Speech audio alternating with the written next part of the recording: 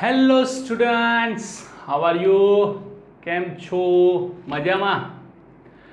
Chapter 2 ના આજના વિડીયોમાં આપણે શરૂ કરીશું ચેપ્ટર 2 નું સ્વાધ્યાયના 1 થી 3 દાખલા. ચલો વારાફરતી દરેક જોઈએ. સૌથી પહેલા તો નંબર 1, એક સેમી બાજુવાળા ઘનનું કદ શોધવું. હવે ઘનનું કદ આપણને બધાને ખબર છે કે કોઈ પણ ઘન હોય એનું કદ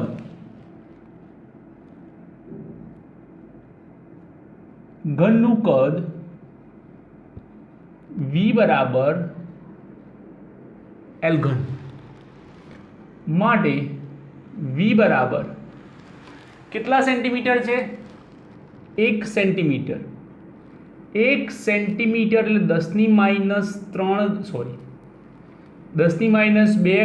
મીટર થાય. કેવી રીતે? તો જુઓ અહીંયા 100 સેન્ટીમીટર બરાબર 1 મીટર થાય. તો 1 સેન્ટીમીટર બરાબર કેટલા મીટર થાય? ચોકડી ગુણાકાર આપો. 1 સેન્ટીમીટર ગુણ્યા 1 મીટર છેદમાં 100 એટલે 10 નો વર્ગ. સેન્ટીમીટર ગયા, 10 નો વર્ગ ઉપર જાય, 10⁻²² મીટર. તો સૌ પ્રથમ લખો અહીંયા કે 1 મીટર બરાબર 10⁻² સેન્ટીમીટર. તો 1 સેન્ટીમીટર બરાબર 10⁻² મીટર. ઓકે, એવી જ રીતે 1 કિલોગ્રામ બરાબર 10⁻³ ગ્રામ. તો 1 ગ્રામ બરાબર 10⁻³ કિલોગ્રામ. ઓકે, આ યાદ રાખવાનું. એના સિવાય 1 મીટર બરાબર 10⁻³ મિલીમીટર. તો 1 મિલીમીટર બરાબર 10⁻³ મીટર. એ જ રીતે 1 સેન્ટીમીટર બરાબર 10 મિલીમીટર, એટલે કે 10⁻1 કહીએ આપણે. તો 1 મિલીમીટર બરાબર 10⁻1 સેન્ટીમીટર. ઓકે, આપણને ખબર છે કે 1 કલાક બરાબર 3600 સેકન્ડ. તો ભાગી નાખવાના. 1 સેકન્ડ બરાબર 1/3600 કલાક. બેઝિક ફિઝિક્સના લેક્ચરમાં આ જોઈ ચૂકેલા છીએ આપણે. તો સૌથી પહેલા બધું એક બાજુ મૂકો, આને કોપી પેસ્ટ મારો. ચલો ફટાફટ પોઝ કરી લખી નાખો. ઓકે, ચલો અહીંયા જુઓ. તો એક અહીંયા લઈએ આપણે કે કદ 1. એકમ લખવાની જરૂર નથી, પણ તમારા સમજ માટે હું લખું છું અંદર. 1 સેન્ટીમીટર બરાબર 10⁻² મીટરનો ઘન. તો કેટલા થાય? 10⁻6 મીટર ઘન. અહીંયા એક સાર્થક અંક આપેલો છે, તો આપણે સાર્થક અંક પ્રમાણે લખવા જઈએ તો 1 ગુણ્યા 10⁻6 મીટર ઘન થાય. ઓકે, જો આપણે 10ની ઘાતને ગણતા નથી, પણ એની સાથે કંઈ ના આપેલું હોય તો એ એક સાર્થક અંક તરીકે લઈ શકીએ, કારણ કે એની સાથે એક ગુણાકારમાં હોય. જેમ કે 5.0 10⁻², તો સાર્થક અંક કેટલા? 2. પણ ધારો કે તમને ખાલી 10⁻² જ કીધું છે ને બીજું કશું નથી આપ્યું, તો સ્વાભાવિક છે કે એની સાથે તમે 1 ગુણી શકો છો અને સાર્થક અંક લખી શકો છો. ઓકે, તો જો કંઈ ના આપ્યું હોય તો સાર્થક અંક 1 લઈને આપણે કન્સિડર કરવાનો. તો ઘણી બધી બુક્સમાં એવું વેરિએશન આપેલું છે. આ આન્સર હોય, નહીં તો આ આન્સર હોય. ચલો બીજો જોઈએ.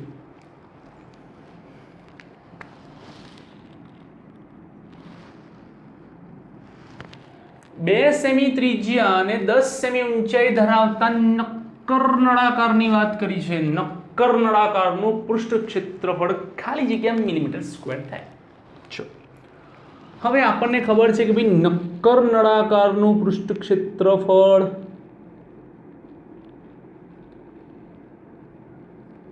તમને ખબર છે કે શું થાય? જો નથી ખબર તો અત્યારે હાલ 9મા 10મા ધોરણની ચોપડીઓ ખોલો, એમાંથી કોઈ એક ચેપ્ટરમાં આવતું હશે મેથ્સમાં, જોઈ લો. એ બરાબર 2πr × r + h, અથવા કોઈ આવું બી લખે છે 2πr² + 2πrh. એ દરેકની અલગ અલગ રીત છે. બરાબર. 2 3.14 2.0 2.0 વત્તા 10 સેન્ટીમીટર ઊંચાઈ. h એટલે ઊંચાઈ. ચલો 2 દુ 4 3.14 12.0. તો આનો ગુણાકાર થાય 150.72 સેન્ટીમીટર સ્ક્વેર. કેમ? કારણ કે અહીંયા આપણે જેનો પણ ઉપયોગ કર્યો છે એ સેન્ટીમીટર છે. જવાબ શેમાં જોઈએ છે? મિલીમીટરમાં. તો સેન્ટીમીટરમાંથી મિલીમીટરમાં જવું છે. 1 સેન્ટીમીટર બરાબર 10ની, જોજો હા, અમુક તો એટલા ઉતાવળા છે ને 10 વડે ગુણી બી નાખશે. 10ની 1 મિલીમીટર એનો વર્ગ કરો તો 10ની 2 મિલીમીટર સ્ક્વેર. પોઈન્ટ ખસેડો 72. 10ની કેટલા ખસેડ્યા? 1 2. કઈ બાજુ ખસેડ્યા? ડાબી બાજુ કરો એટલે સરવાળો 4. ઓકે. હવે અહીંયા જોઈએ તો અહીંયા સાર્થક અંકો કેટલા છે?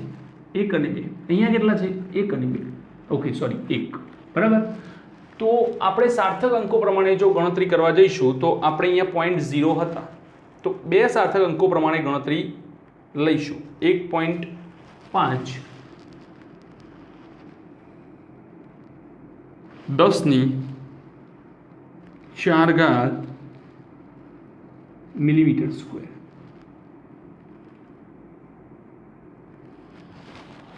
ઓકે. કેમ એવું થયું? કારણ કે જ્યારે અંતિમ ગુણાકાર આપણે જોવા ગયા, એકદમ અંતિમ ગુણાકાર, ત્યારે કંઈક ગુણાકાર આવો મળ્યો આપણને.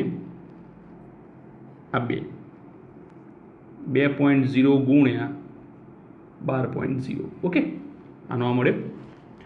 હવે આ જે ગણતરી છે એમાં 2 અને 3.14 તો મેં તમને ના જ પાડી છે કે ભાઈ 2 ગુણંક છે ને પાઈ આપણે સાર્થકમાં ગણતા નથી. તો આ રહ્યા સાર્થક અંકો.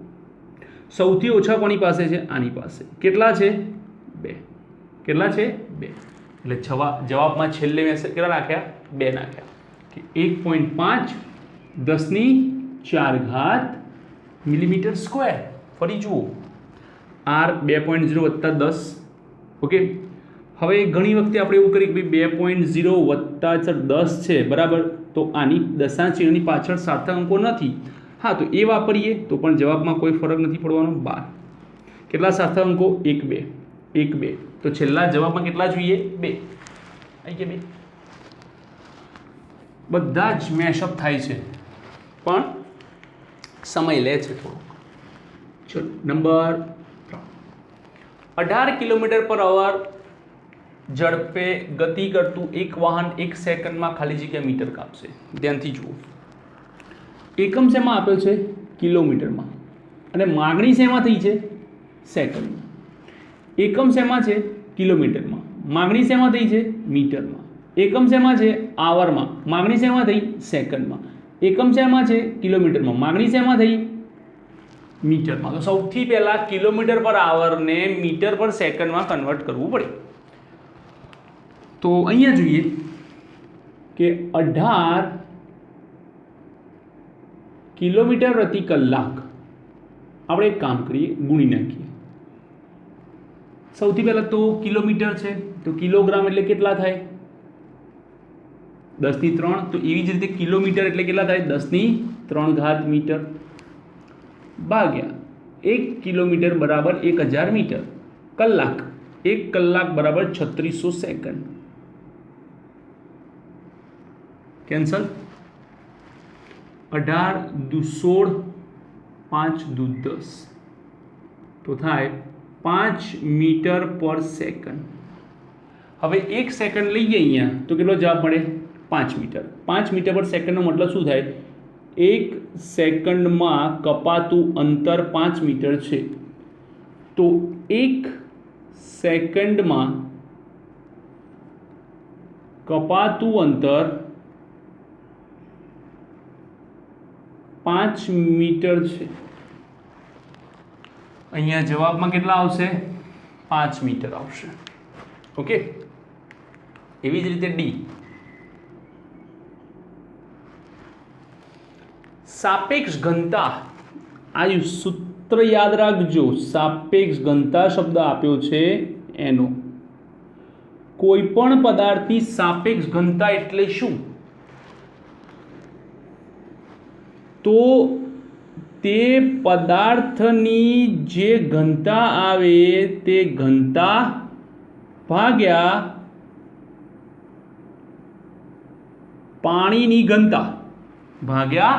પાણીની ઘનતા લેવાની શું કરવાની ફરી જુઓ સીસાની શું આપી છે ઇન્ટરેસ્ટિંગ શબ્દ છે સાપેક્ષ ઘનતા કીધી છે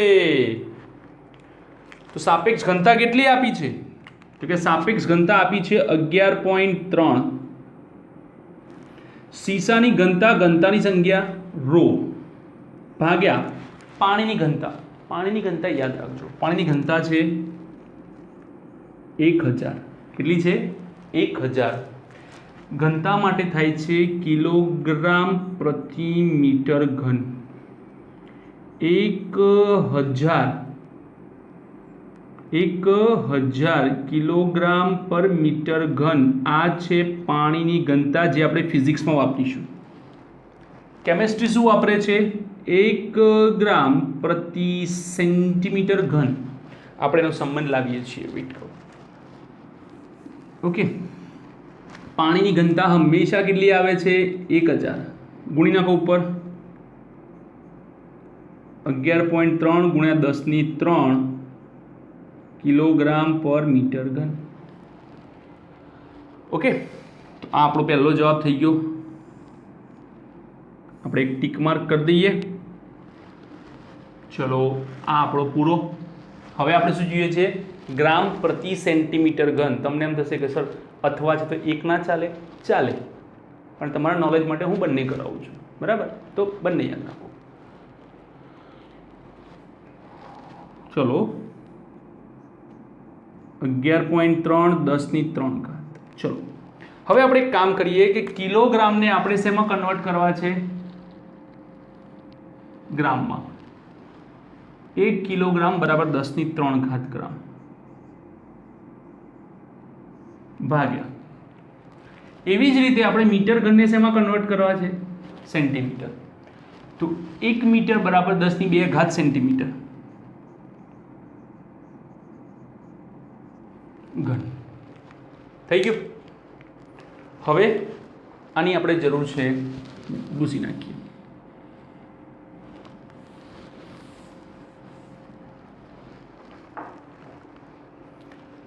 $11.3 10^3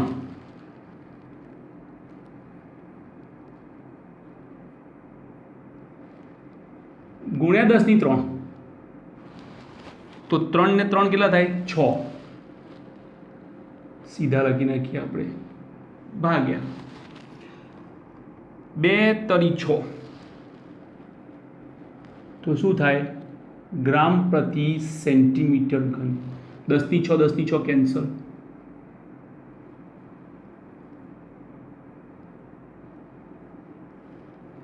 તો આ થયો તમારો રો 11.3 ગ્રામ પર સેન્ટીમીટર ઘન અને એની સાથે હું તમને એક સંબંધ આપું કે 10^3 કિલોગ્રામ પર મીટર ઘન બરાબર 1 ગ્રામ પર સેન્ટીમીટર ઘન અથવા તો 1 ગ્રામ પર સેન્ટીમીટર ઘન બરાબર સોરી એક કામ કરો આ જ રાખો ચલો નહીં તો પછી આમ કરવું પડશે કે 1 કિલોગ્રામ 10⁻³ થશે આટલું જ રાખો આ જ મોટાભાગે કામમાં આવશે ઓકે આ ક્યારે કામમાં આવશે 10મા ચેપ્ટરમાં ખાસ કરીને ત્યારે આપણે જોઈશું ફરી એકવાર જોઈશું એ ટાઈમે અત્યારે હાલ ફટાફટ આ લખ્યું ચલો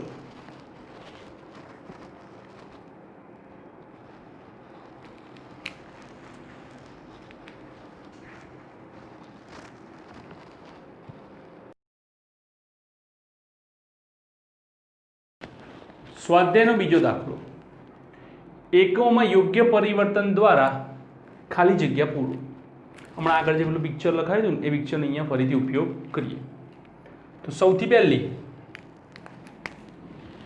દાખલા નંબર 2 સૌથી પહેલા જોઈએ તો કે 1 શું કહે છે 1 કિલોગ્રામ મીટર સ્ક્વેર પર સેકન્ડ સ્ક્વેર હવે આને કન્વર્ટ કરીએ આપણે કિલોગ્રામ 10⁻³ ગ્રામ મીટર 10⁻² સેન્ટીમીટર નો વર્ગ સેકન્ડનો કોઈ ફેરફાર નથી 10⁻³ ગ્રામ 10⁻⁴ સેન્ટીમીટર સ્ક્વેર સેકન્ડ સ્ક્વેર 10⁷ ગ્રામ સેન્ટીમીટર સ્ક્વેર પર સેકન્ડ સ્ક્વેર ઓકે સેકન્ડ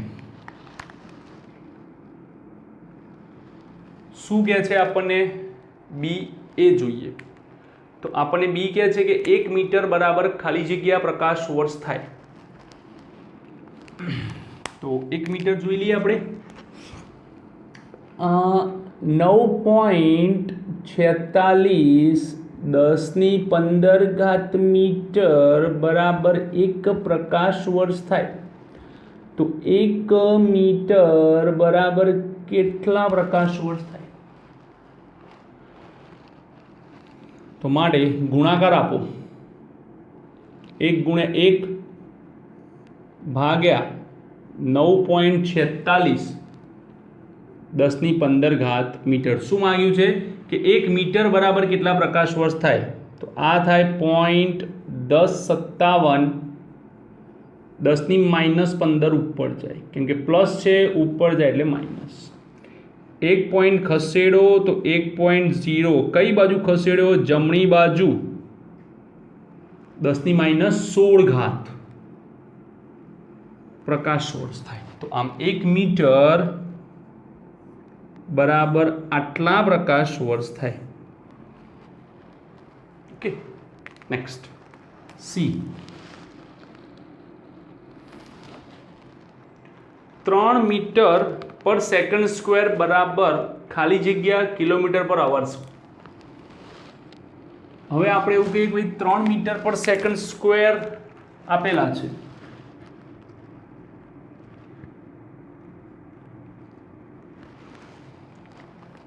એને આપણે કન્વર્ટ કરીએ મીટર 10⁻³ કિલોમીટર સેકન્ડ છેદમાં સ્ક્વેર તો હવે એક કામ કરો છેદનો છેદ ક્યાં જાય અંશમાં તો 3600 અંશમાં મોકલો અને 10⁻³ નીચે આવે તો 10⁻+3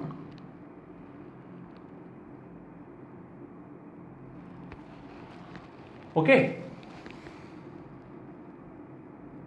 3 × 3600 × 3600 10⁻³ છે અને છૂટા કરી દો એટલે બધું નીકળી જાય 2 કેન્સલ 1 કેન્સલ તો હવે 36 × 36 તમારે લાવવાનો છે તો 38880 આ થાય કિલોમીટર પર આવર સ્ક્વેર, પણ તમારે જોઈએ છે માત્ર 2 સાર્થક અંકો. તો આપણે શું કરીશું કે અહીંથી દશાંશ ચિહ્ન ઉડાડીને અહીંયા લઈશું, અહીંયા જે પાછળ હોય ને ઉડાડીને અહીં લઈ દઈએ. 3 પોઈન્ટ. આ એક જ અંક જોઈએ છે, પાછળનો જોઈતો નથી. તો 9 10ની કેટલા અંક ઉડાડ્યા? 1 2 3 ને 4 દશાંશ અંક આપણે ડાબી બાજુ લાયા, +4 કિલોમીટર પર આવર સ્ક્વેર. ઓકે, શું કર્યું ફરી જુઓ. 2 સાર્થક અંકો જોઈએ છે, તો આપણે 2 સાર્થક અંકો છેલ્લે જવાબમાં લખીએ 38.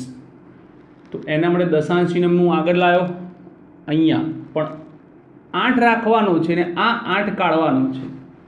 તો આ 8 શું થઈ જાય? વિજન અંક. આને દૂર કરો, જે 5 થી મોટો છે તો આગળ 1 ઉમેરી જાય. દશાંશ ચિહ્ન કેટલા અંક આગળ આવ્યો? 4 અંક. કઈ બાજુ? ડાબી બાજુ, +4. ઓકે, એન્ડ છેલ્લો ડી.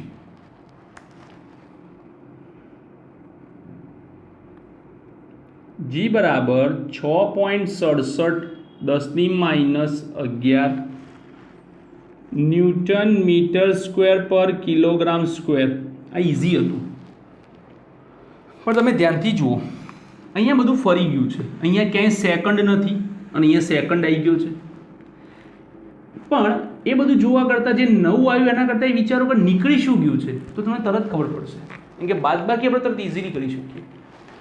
તો કે અહીંયા ન્યૂટન છે, પણ એ તો ન્યૂટનના કોઈ અંશે દેખાતા નથી. એનો મતલબ છે આને ન્યૂટનને કાઢી મૂક્યો. ઓકે,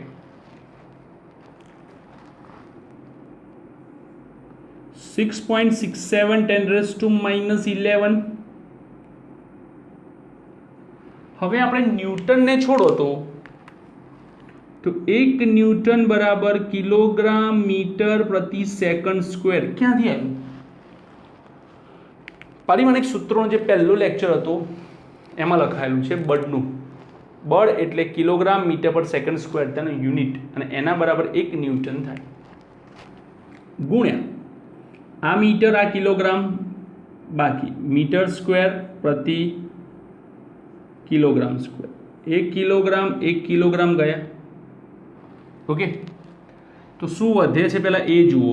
6.67 10⁻11 મીટર ક્યુબ છેદમાં કિલોગ્રામ સેકન્ડ સ્ક્વેર. તો જુઓ, અહીંયા મીટર તો સામે સેન્ટીમીટર, અહીંયા સેકન્ડ તો અહીંયા સેકન્ડ, અહીંયા કિલોગ્રામ તો અહીંયા ગ્રામ. હાશ, હવે કંઈક મેનેજ થયું. 6.67 10⁻11.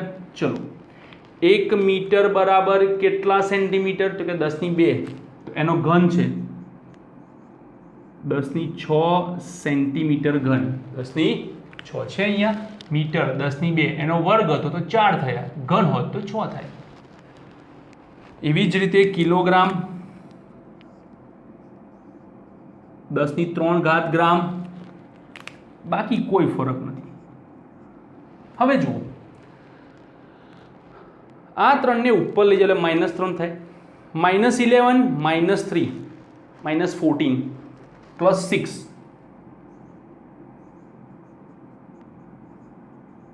8 સેન્ટીમીટર ક્યુબ પર ગ્રામ સેકન્ડ સ્ક્વેર. તો આ છે તમારો બીજો દાખલો. ફટાફટ લખી લો. લખાઈ ગયું? ચલો હવે ત્રીજો જોઈએ.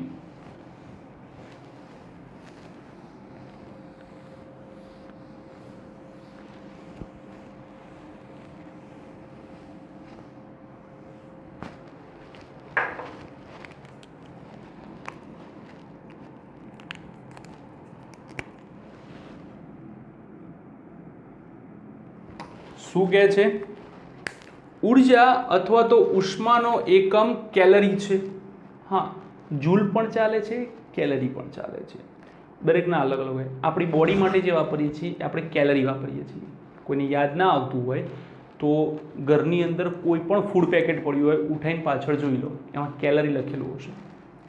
તે લગભગ 4.2 જૂલ બરાબર છે, જ્યાં 1 જૂલ બરાબર 1 કિલોગ્રામ મીટર સ્ક્વેર પર સેકન્ડ સ્ક્વેર થાય છે.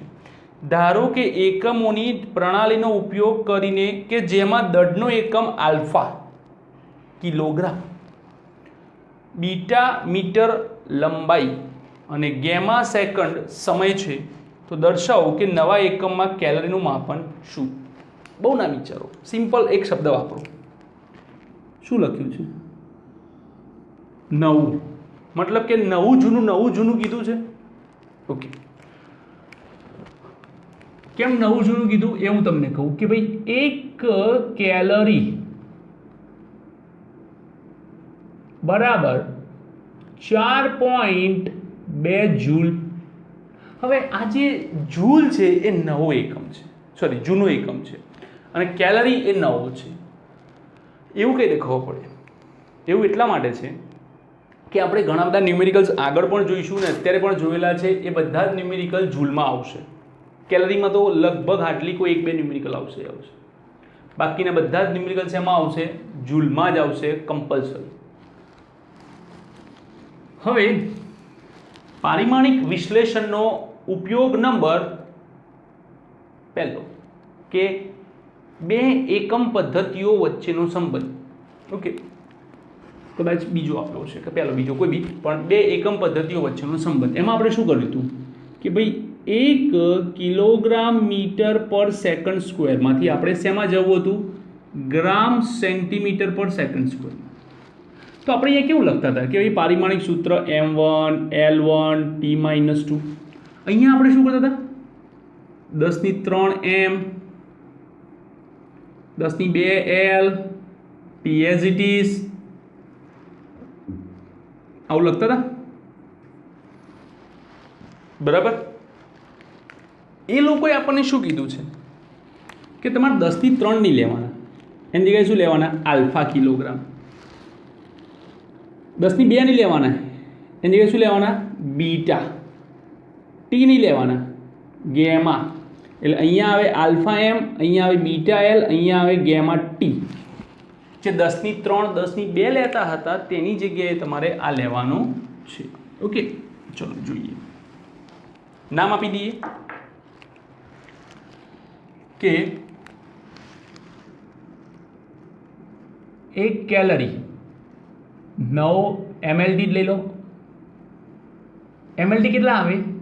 તો ગમે તેની વાત કરો, પારિમાણિક સૂત્ર એ હંમેશા કોનું હોય છે? રાશિનું. કોનું હોય છે? રાશિનું, એકમનું નહીં. એટલે તમે અહીંયા કેલરી ઉર્જા તરીકે વપરાય છે તો M1 L2 T-2, 4.2 જૂલ પણ M1 L2 T-2, બરાબર? આ થઈ ગયું. હવે અહીંયા નવા જૂનાની વાત કરી છે તો જૂલ એક જૂનો છે, જૂનો 2. ઓકે, આને નીચે લઈ જાઓ. 4.2 M1 જૂનો ભાગ્યા M2 L2 T-2. હવે આપણે એ જોવાનું છે કે કઈ પદ્ધતિમાં ચેન્જીસ આપેલા છે. તો એવું કીધું છે કે નવી પ્રણાલીમાં, કઈ પ્રણાલીમાં? નવી પ્રણાલી એટલે 2 વાળી. તો ઉપરવાળીને છંછેડવાની જરૂર નથી. M1 L1 T-2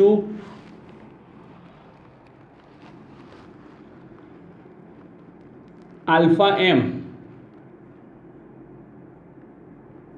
beta L gamma T થઈ ગયો. નવી પ્રણાલી પ્રમાણે તમારે જવાનું છે જ્યાં એમની જગ્યાએ આલ્ફા એમ, બીટા એલ, ગેમા ટી. પહેલામાં શું લખતા હતા? 10⁻³ એમ, 10⁻² એલ અને ટીને કંઈ કરતા નહોતા, પણ અહીંયા ટીમાં પણ આપેલું છે કે ગેમા લખવું, તો એ જ કન્સેપ્ટનો આપણે ઉપયોગ કરીશું. શેમાં ચેન્જીસ માગ્યા છે? નવામાં, તો નવા માટે જ લખવાનું. જૂનાનું માગ્યું હોત તો ઉપરનામાં લખત. 4.2 M1 L1 T1 alpha M1 beta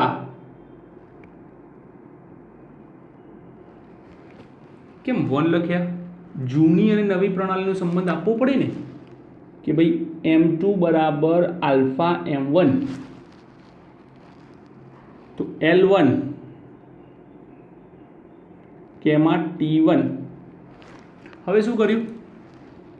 L2 બરાબર બીટા L1, T2 બરાબર gamma T1 is equals to 4.2 M1 L2 T-2 છેદમાં આલ્ફા બીટા ગેમા એક બાજુ લઈ લો, આલ્ફા બીટા ગેમા 1 1 1 ઉડી ગયા બંને. હવે આ જે છેદમાં છે એને અંશમાં જવા દો, આલ્ફા -1 બીટા -2 ગેમા +2, કેમ કે એ ઓલરેડી માઇનસ છે, ઉપર જશે તો પ્લસ થઈ જશે. તો આમ 1 કેલરી બરાબર આપણને જે મળ્યું કે કેલરીનું માપન આલ્ફા -1 બીટા -2 અને ગેમા +2 છે. 4.2 આલ્ફા -1 બીટા -2 અને ગેમા +2 મળે છે. આ મૂલ્ય સાથેનું સંબંધ છે આપણો. ઓકે, તો આ રીતે ફરી એકવાર જુઓ. આ નવી પદ્ધતિ બરાબર 4.2 જૂની પદ્ધતિ ઉઠાઈને નીચે નાખી દીધી. જ્યાં નવી પદ્ધતિ M2 છે એની જગ્યાએ લખવાના આલ્ફા M1, L2 છે એની જગ્યાએ બીટા L1, T2 છે ત્યાં gamma T1, alpha beta square gamma T-2 આ થઈ ગયા. હવે એમને છે ને આપણે સાઈડમાં કરી લઈએ. Okay, M1 L2 T-2 M1 L2 T-2 4.2 આને સાઈડમાં લીધા. આ બંને તો ઉડી ગયા, તો આને ઉપર લઈ ગયો તો બધા માઇનસ થઈ ગયા. ઓકે, લખી લો.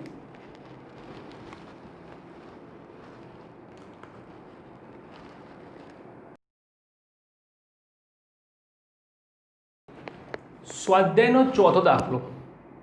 તમને એમ થશે કે રકમ તો લખી નથી, બહુ મોટી છે એટલે હું વાંચીશ. આ કથનને સ્પષ્ટ રીતે સમજાવો. સરખામણી માટેના માનાકોની સરખામણી કરવાની છે. સ્પષ્ટતા કર્યા વગર કોઈ પારિમાણિક રાશિ મોટી છે કે નાની તેમ કહેવું અર્થહીન છે. આ બાબતને ધ્યાનમાં રાખી નીચે આપેલ કથનોને જરૂરિયાત મુજબ ફરીથી લખો. હવે હું તમને એમ કહું કે ભાઈ સરખામણી કરવી છે. હું એમ કહું કે તમારું એકનું જ એક્ઝામ્પલ આવું કે કોઈ વિદ્યાર્થી ક્લાસમાં ફર્સ્ટ નંબર આવ્યો છે, બરાબર. ધારો કે એવું હોય કે આખા ક્લાસમાં વિદ્યાર્થી જ એક હોય તો એનો ફર્સ્ટ નંબર કોઈ કામનો નથી. કેમ કે ગમે તે લખશે એ પહેલો જ રહેશે. એક દોડ ચાલે છે, એ દોડમાં એક ફર્સ્ટ આવ્યો, એક સેકન્ડ આવ્યો, એક થર્ડ આવ્યો, તો ફર્સ્ટ કોની સાપેક્ષે આવ્યો? બધા કરતાં એ પહેલો આવ્યો. બીજો પહેલાને છોડીને બાકીના બધા કરતાં આગળ આવ્યો. પહેલા બીજાને છોડીને બધા કરતાં આગળ આવ્યો. મતલબ કે અહીંયા તમે જે નંબર આપી રહ્યા છો, તમે જે ચર્ચા કરી રહ્યા છો, એમાં હંમેશા તમારે કોની સાપેક્ષે ચર્ચા કરો છો તે જાણવું જરૂરી છે. હું એમ કહું કે રમેશ ઝડપથી દોડે છે. હા, ચલો એક કામ કરો, રમેશ ઝડપથી દોડે છે તો આપણે એને બુલેટ જોડે દોડાવી દઈએ તો દોડી શકશે? નહીં દોડી શકે. રમેશ ઝડપથી દોડે છે એ કેટલાક લોકોની સાપેક્ષે, પછી આપણે એને પ્લેનની જોડે ના દોડાવાય. તો એવી જ રીતે અહીંયા કેટલાક સાધનો આપ્યા છે. મેં આ જે કીધું એ બધી રૂપરેખા તૈયાર કરી કે કેવી રીતે વાત કરવાની છે. પરમાણુઓ ખૂબ જ નાના પદાર્થ છે. પરમાણુઓ નાના છે. Okay, very good. ચલો, આ પરમાણુ ધારો કે લઈએ, આ નાનો છે. પરમાણુ નાના છે તો એનો મતલબ એ થયો કે એના કરતાં કોઈ નાનું હોય નહીં. ખોટી વાત. એના કરતાં નાનું ન્યુક્લિયસ, અને ન્યુક્લિયસ કરતાં પણ નાના અંદર રહેલા પ્રોટોન, એ પ્રોટોન કરતાં પણ નાનો ઇલેક્ટ્રોન. તો આટલા બધા નાના છે. ખાલી પરમાણુઓ નાના નથી, પણ એવું કહેવાય કે ભાઈ ચોક્કસ પ્રકાર આપણે એવું કહીએ કે ભાઈ પરમાણુઓ નાના છે પણ કોની સાપેક્ષે? તો જે એનાથી મોટા છે એની સાપેક્ષે. આપણે એમ કહીએ કે ભાઈ ચોક ના ભૂકાની સાપેક્ષે પરમાણુઓ નાના છે.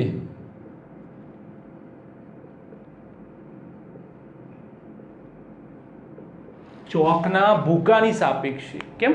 કારણ કે ચોકનો ભૂકો દેખાય છે, પરમાણુઓ દેખાતા નથી, તો એની સાપેક્ષે નાના છે. પણ કોઈ કેમ કે સર ઇલેક્ટ્રોનની વાત કરીએ તો ઇલેક્ટ્રોન કરતાં પરમાણુ બહુ જ મોટો છે. સેકન્ડ, જેટ પ્લેન ખૂબ જ ઝડપથી ચાલે છે. સાચી વાત છે, જેટ પ્લેન ખૂબ જ ઝડપથી ચાલે છે, પ્રકાશ કરતાં પણ વધારે ઝડપથી. ખોટી વાત છે. જેટ પ્લેન ઝડપથી ચાલે છે પણ પ્રકાશ કરતાં વધારે ઝડપથી નહીં. ઓકે, તો એવું લખાય કે ભાઈ કાર કરતાં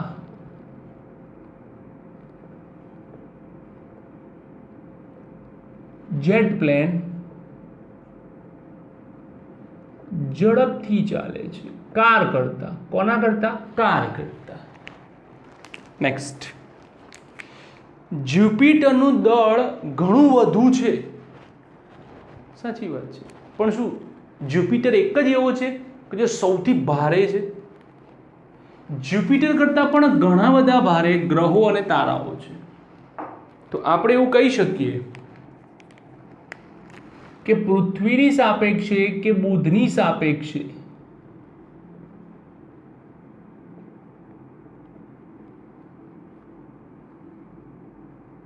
જ્યુપિટરનું દળ વધુ છે. કોકની સાપેક્ષે. આ રૂમમાં રહેલી હવાના અણુઓની સંખ્યા ખૂબ જ વધારે છે. આ રૂમમાં રહેલી હવાના અણુઓની સંખ્યા ખૂબ જ વધારે છે. આ રૂમમાં, તમે જે રૂમમાં બેઠા છો વિચાર કરો, શું દુનિયાનો એ સૌથી મોટામાં મોટો રૂમ છે? નથી. તો સ્વાભાવિક છે કે કોઈ મોટા હોલની સાપેક્ષે આપણે ગણતરી કરીએ તો તમારા રૂમમાં બહુ જ ઓછી સંખ્યાના છે. પણ અહીંયા એવું લખ્યું છે કે ભાઈ આ રૂમમાં રહેલી હવાના અણુઓ ખૂબ જ વધારે છે. તો હું એવું કહી શકું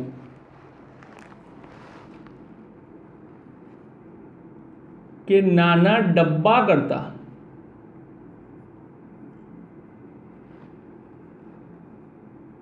રૂમમાં રહેલ હવાના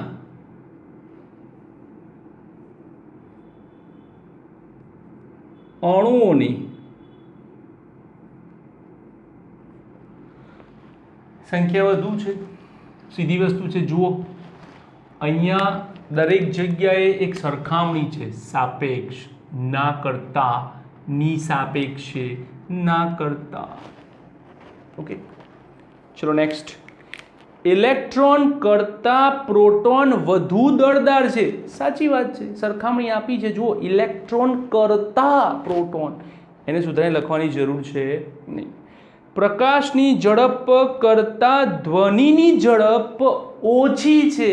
કરતાં એટલે કે સરખામણી આપેલી છે તો બદલવાની જરૂર નથી. હા, કેમ? કારણ કે પ્રકાશની ઝડપ કેટલી છે? 3×10⁸ મીટર પર સેકન્ડ હવામાં. ધ્વનિની ઝડપ માત્ર 342 મીટર પર સેકન્ડ હવામાં.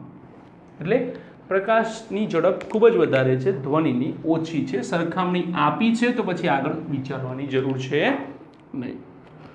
ઓકે, તો આ છે ચોથો દાખલો. પાંચમો જોઈએ. પાંચમો શું કહે છે? લંબાઈનો નવો એકમ એવી રીતે પસંદ કરવામાં આવે છે કે શૂન્યાવકાશમાં પ્રકાશની ઝડપ એક એકમ થાય જો પ્રકાશને સૂર્ય અને પૃથ્વી વચ્ચેનું અંતર કાપતા 8 મિનિટ અને 20 સેકન્ડ લાગતા હોય તો લંબાઈના એકમ સંદર્ભે સૂર્ય અને પૃથ્વી વચ્ચેનું અંતર કેટલું હશે? બહુ સિમ્પલ વેથી આપણે જોઈએ, એકદમ સિમ્પલ વેથી કે ઝડપ બરાબર અંતર ભાગ્યા સમય. માટે અંતર બરાબર ઝડપ ગુણ્યા સમય. હવે તમે ધ્યાનથી જુઓ, અહીંયા પ્રકાશની ઝડપ એક એકમ થાય. હવે એક એકમ તરીકે તો ઘણું બધું આવી શકે. Metre per second, centimetre per second, kilometre per second, kilometre per hour, kilometre per minute, metre per minute. તો આમાંથી કોણ હશે? તો જ્યારે પણ એકમ શબ્દ વાપરે ત્યારે તમારે વધુમાં વધુ ખાલી એક જ વસ્તુ યાદ રાખવાનું કે એક લેવાનો પણ એકમ લખવાનો નહીં. એક લેવાનો એકમ લખવાનો નહીં. આ કેટલા છે? 8 મિનિટ અને 20 સેકન્ડ. 8 મિનિટ અને 20 સેકન્ડ બરાબર. એકને ગુણવાની જરૂર નથી. 8 મિનિટ એટલે કેટલી સેકન્ડ થાય? 8 ગુણ્યા 60 વત્તા 20 બરાબર થાય 500. હવે ધ્યાન રાખો, ઘણા બધા વિદ્યાર્થીઓ બી ભૂલ કરી નાખે છે કે મીટર લખી નાખે છે. એ ના થાય. કેમ ના થાય? કારણ કે આનો એકમ તમે હજુ ચોક્કસ કીધો નથી, એટલા માટે તમે અહીંયા કોઈ એકમ લખી શકો નહીં. આનો એકમ લખ્યો હોત તો અહીંયા એકમ લખાય, પણ જો એક જગ્યા એવી છે કે જ્યાં એકમ નથી લખેલો, એક જગ્યા એવી છે કે જ્યાં એકમ નથી લખેલો, તો અંતિમ જવાબમાં પણ એકમ બતાવવાનો નથી. ઓકે, ચલો નંબર 6 શું કહે છે? લંબાઈના માપન માટે નીચે આપેલ સાધન પૈકી કયું સાધન વધુ સચોટ છે? એટલે કે એકદમ સાચું માપ આપે, ચોક્કસ માપ આપે. પહેલું જોઈએ આપણે, વર્નિયર કેલિપર્સ જેના માપમાં 20 વિભાગો છે. કેટલા છે? 20.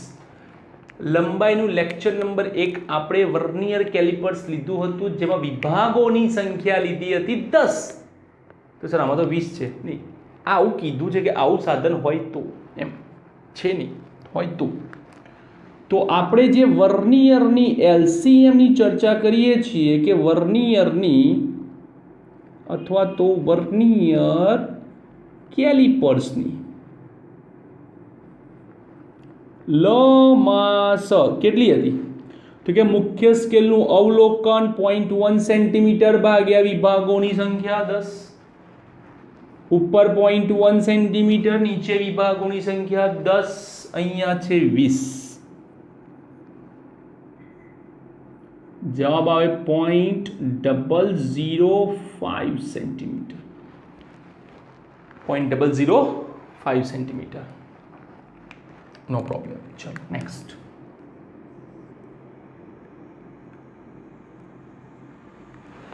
એક સ્ક્રૂ ગેજ જેનું પેચ અંતર 1 મિલીમીટર છે.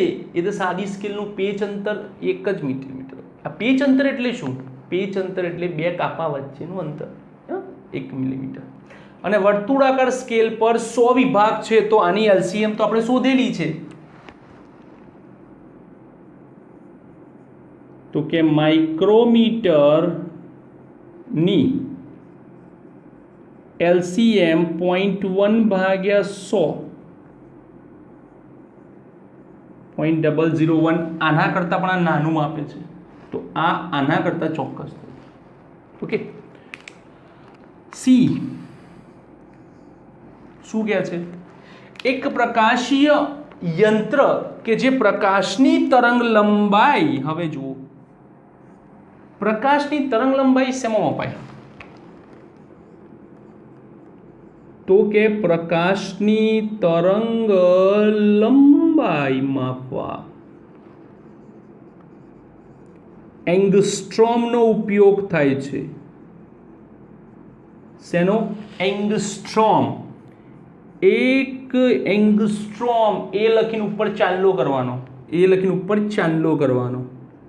એક એંગસ્ટ્રોમ બરાબર 10⁻10 મીટર. ઓકે, તો અહીંયા લખવાનું કે ભાઈ પ્રકાશીય ઉપકરણ અથવા તો પ્રકાશની તરંગ લંબાઈ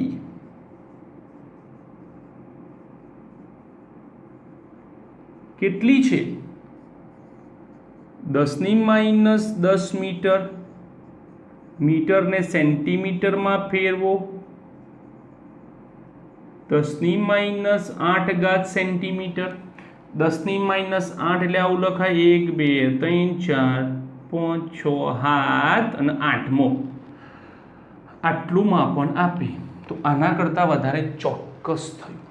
આમ તો જો કે પ્રકાશની તરંગ લંબાઈ 10 એંગસ્ટ્રોમની આજુબાજુ લઈએ છીએ, પણ મેં તમને ચોક્કસમાં આપ્યું છે. આપણે સરખામણી જોવાની છે, એક્ઝેક્ટ મૂલ્યો પર નથી કૂદવાનું. આમાંથી એકાદો જીરો બી ઓછો થાય ને તો બી અહીંયા તોથી તો બહુ દૂર રહે છે. આટલું માપન. તો આના કરતાં આ ચોક્કસ, આના કરતાં આ ચોક્કસ. તો પ્રકાશીય ઉપકરણ સૌથી વધુ ચોક્કસ છે. કોણ? પ્રકાશીય ઉપકરણ. એક કામ કરો, અહીંયા લખીએ છો પ્રકાશીય ઉપકરણ સૌથી વધુ ચોક્કસ છે. ક્લિયર? તો આ છે તમારો 4 5 ને 6 લખી લો.